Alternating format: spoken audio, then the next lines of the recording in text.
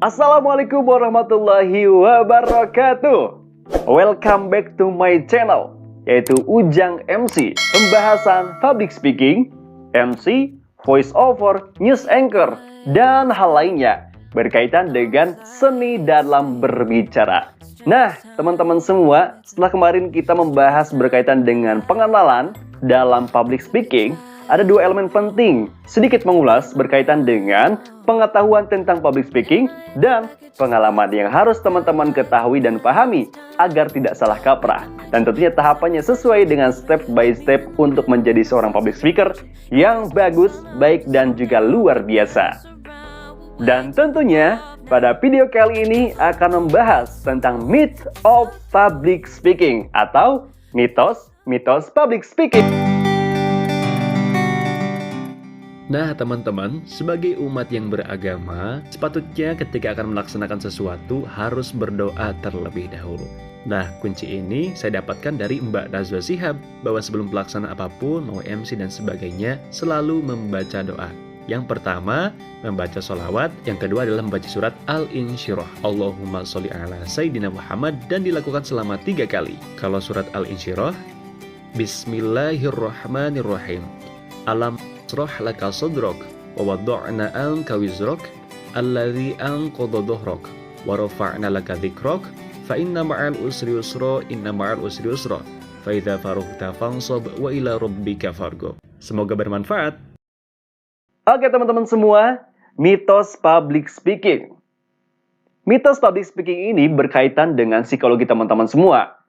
Yang awalnya sudah muncul rasa kepercayaan, dengan melihat mitos-mitos ini, teman-teman pasti merasakan down atau turunnya kepercayaan diri teman-teman semua. Sehingga apa yang dihasilkan kurang maksimal. Nah, dalam pembahasan kali ini, ada beberapa poin yang perlu teman-teman ketahui. Yang mungkin teman-teman menganggap bahwa ini adalah sukses ataupun juga cara sukses menjadi seorang public speaker. Padahal itu semua adalah mitos dalam public speaking. Apakah itu? Ada 3. Yang pertama adalah ketika public speaking menatap jidat. Nah, yang kedua yaitu ganteng. Seorang public speaker harus ganteng dan juga cantik. Yang ketiga yaitu suara bagus. Nah, 3 poin penting ini dikatakan sebagai mitos menjadi seorang public speaker yang bagus dan juga benar. Mengapa demikian? Teman-teman pasti sebelum melakukan public speaking atau berbicara di depan umum, pasti memikirkan 3 hal ini. Dulu, mungkin ada guru-guru ataupun juga orang yang menjadi panutan teman-teman semua menganggap bahwa kunci dari percaya diri itu adalah ketika public speaking, mata kita tertujunya kepada jidat audiens. Nah, itu salah teman-teman, salah ya, salah. Karena kunci dari public speaking adalah melakukan komunikasi antara seorang public speaker dengan audiens. Jadi ada komunikasi 2 arah, apakah melalui mata ataupun secara ucapan. Nah, jadi yang pertama itu mitos ya teman-teman ya.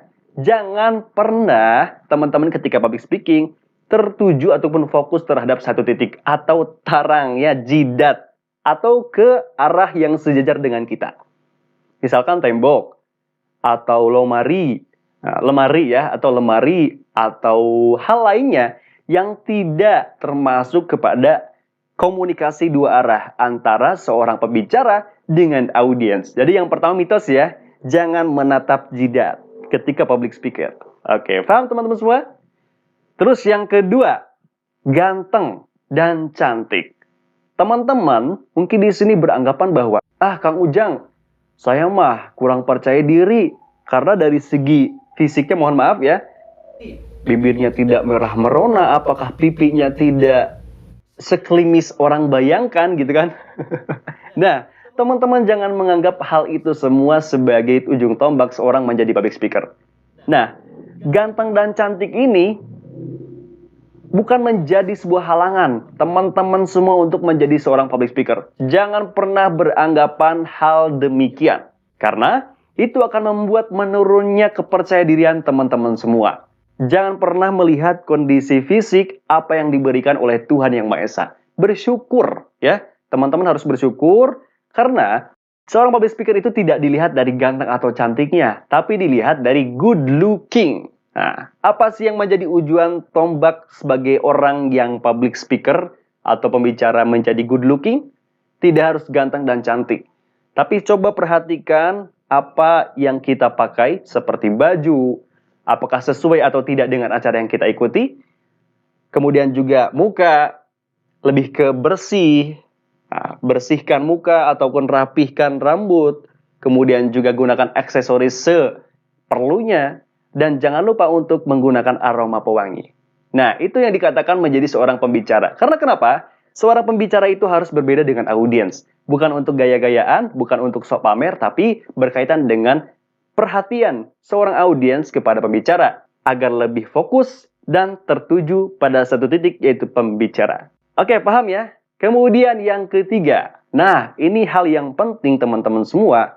Semua beranggapan bahwa ketika menjadi seorang MC, menjadi seorang public speaker, menjadi seorang pembicara, itu harus mempunyai suara yang bagus.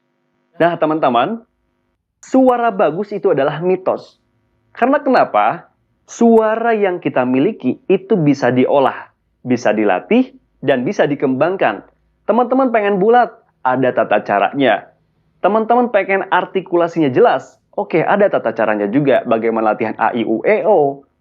Nah, jadi di sini teman-teman jangan pernah beranggapan bahwa menjadi seorang public speaker harus memiliki suara yang bagus. Itu mitos ya teman-teman ya. Mulai hari ini, teman-teman harus lebih percaya diri kembali. Teman-teman semua, misalkan teman-teman pengen nih untuk video selanjutnya pembahasan berkaitan tentang apa, berkaitan tentang hal yang teman-teman mungkin masih penasaran, silakan isi di kolom komentar. Dan ingat, berkomentarlah dengan sopan dan komentar yang membangun agar channel ini terus berkembang. Tentunya, teman-teman semua terima kasih. Dan saya Ujang Topik Roman pamit undur diri. See you the next video. Assalamualaikum warahmatullahi wabarakatuh.